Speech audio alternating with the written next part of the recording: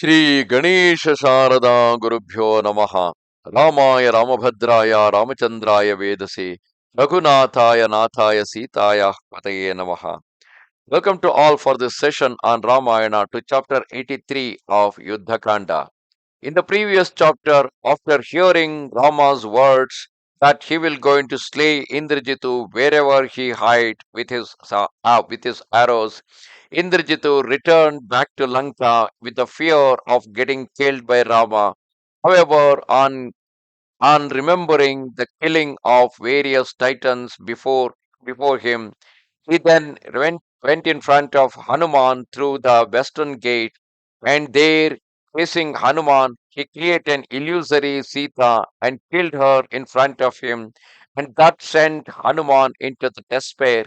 And Indrajithu was actually waiting for an opportunity when Hanuman withdrew his forces and tried to go to Rama and inform regarding the killing of Sita by Indrajithu. At that time, Indrajithu went into the Nikumbila grove to perform a great ritual that would make him invincible against any enemy. But in the meantime, Rama, hearing the sound of war happening on the side of the Hanuman, had decided to send more backup forces for him to face Indrajithu.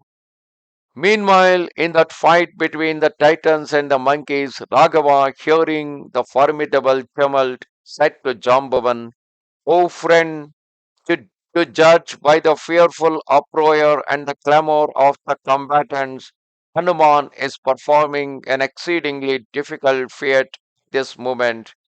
Go, tended by your army, O leader of the bears, and lead your aid to that prince of monkeys who is engaged in combat.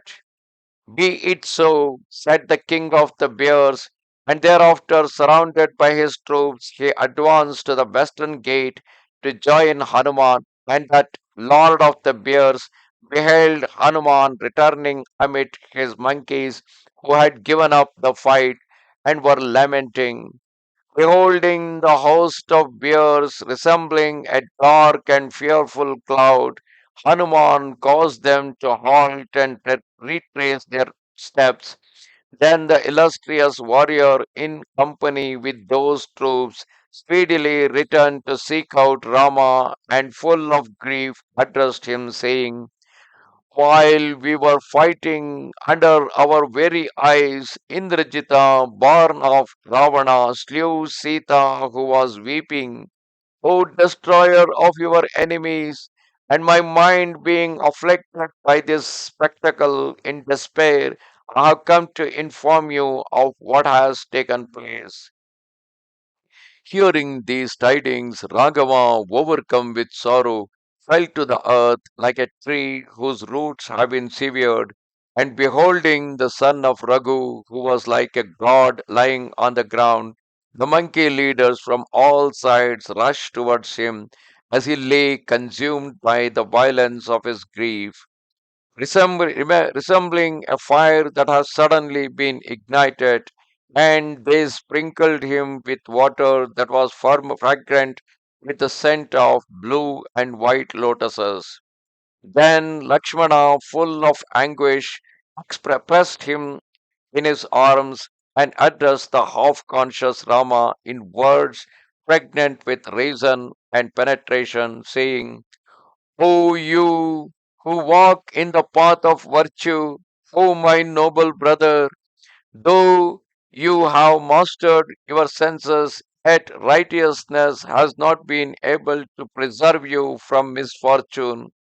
I see the form of that which is animate and inanimate, but not the form of dharma, because we all have seen animals or the trees, everything which is animate or inanimate, but there is no form for dharma.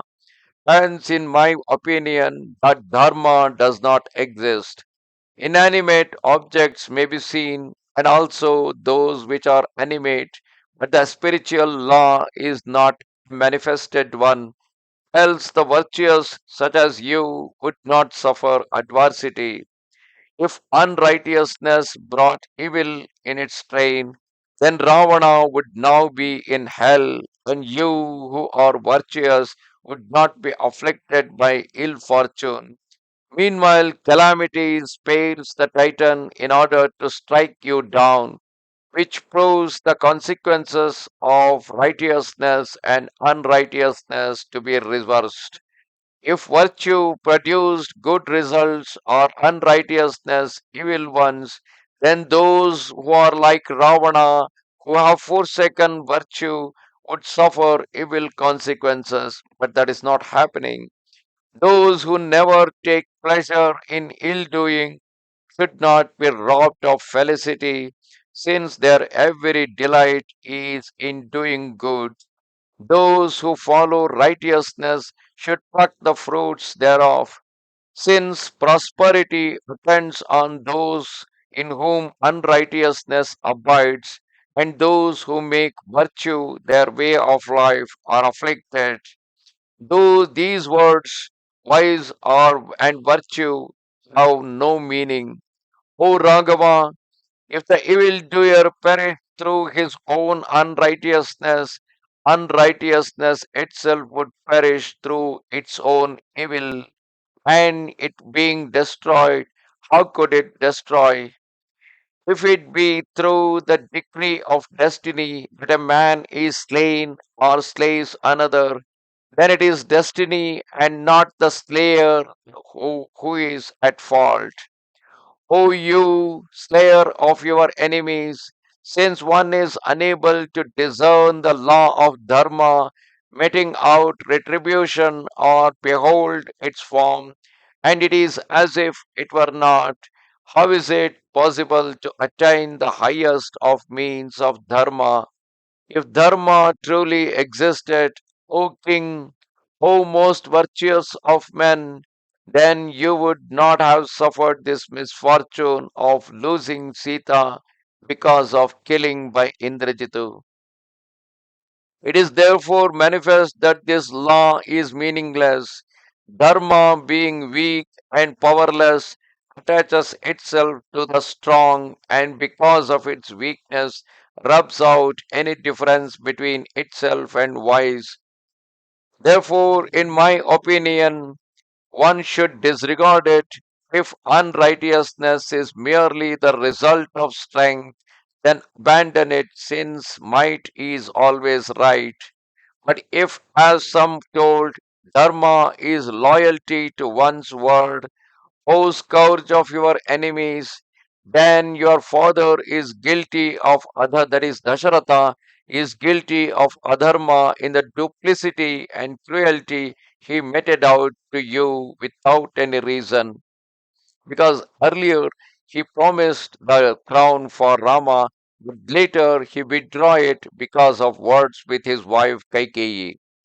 If one accepts the existence of righteousness, then Indra, the bearer of the thunderbolt, god of 100 sacrifices, was not justified in performing a sacrifice after slaying the ascetic Vishwarupa. It was actually a Brahmahatya because Vishwarupa was a spiritual preceptor at that time for Indra, and then he killed him for certain treacherous act.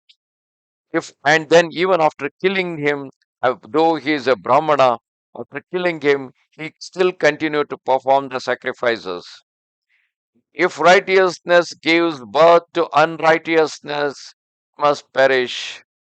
O Raghava, men will act according to their whim. O Kakusta, in my opinion, O beloved Raghava, Dharma has indeed been destroyed.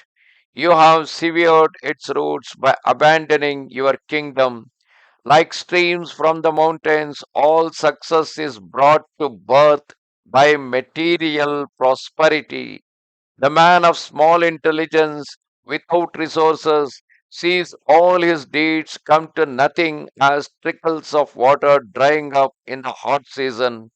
Renouncing wealth when one is accustomed to the advantages in which one is reared is an error of judgment and is setting out on the wrong path. He who has wealth has friends and kinsfolk, He who has wealth is verily the man of importance. He who has wealth is a wise man. A wealthy man is always considered brave. The wealthy man is wise. The wealthy man is powerful. Above all, the wealthy man is a man of worth. O hero, I have pointed out the disadvantages that result from giving up one's good fortune. I see no reason for you but for your determination to abandon the crown. So Lakshmana is going back to the initial situation where Rama has abandoned the crown in order to serve the words of his father, and he says that that itself was an adharma, and because of that reason all the suffering is happening. He who possesses a fortune finds virtue, pleasure, and prosperity to be at his disposal. The poor man who seeks wealth cannot attain it and merely dreams of it. Wealth is the creator of joy, pleasure, pride, anger, and inner and outer control. All these come from wealth. O foremost of men, prosperity eludes virtuous men and those who pursue the path of duty in this world, nor can it be discerned any more than the stars in the stormy sky. While in accordance with your father's command, you did live in exile, O hero, Titan bore away your consort, who is dearer to you than life itself. O hero, by my valor I shall be able to dissipate this great grief that Indrajita has caused you today. O Rangama, arise, therefore rise up, O lion among men, O long armed warrior who are fixed in your vows.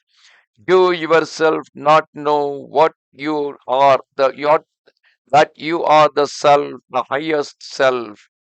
Here am I, O irreproachable hero, at your command. Tidings of the death of the daughter of Janaka enrages me. With my shafts I shall overwhelm Lanka, its chariots, horses, titans, and its king. A few minutes before, Lakshmana asked permission to Rama to use the Brahma's weapon to wipe out not just the Lanka, the entire race of demons and titans. However, Rama stopped him in the same name of Dharma. Now Lakshmana is serious on wiping out the entire race of the titans. Thus come to the end, chapter 84 of Yuddha Kanda in Ramayana. Namaste Sharada Devi Kashmira Puravasini Tvamaham Prarthaye Nityam Vidya Danancha Dehime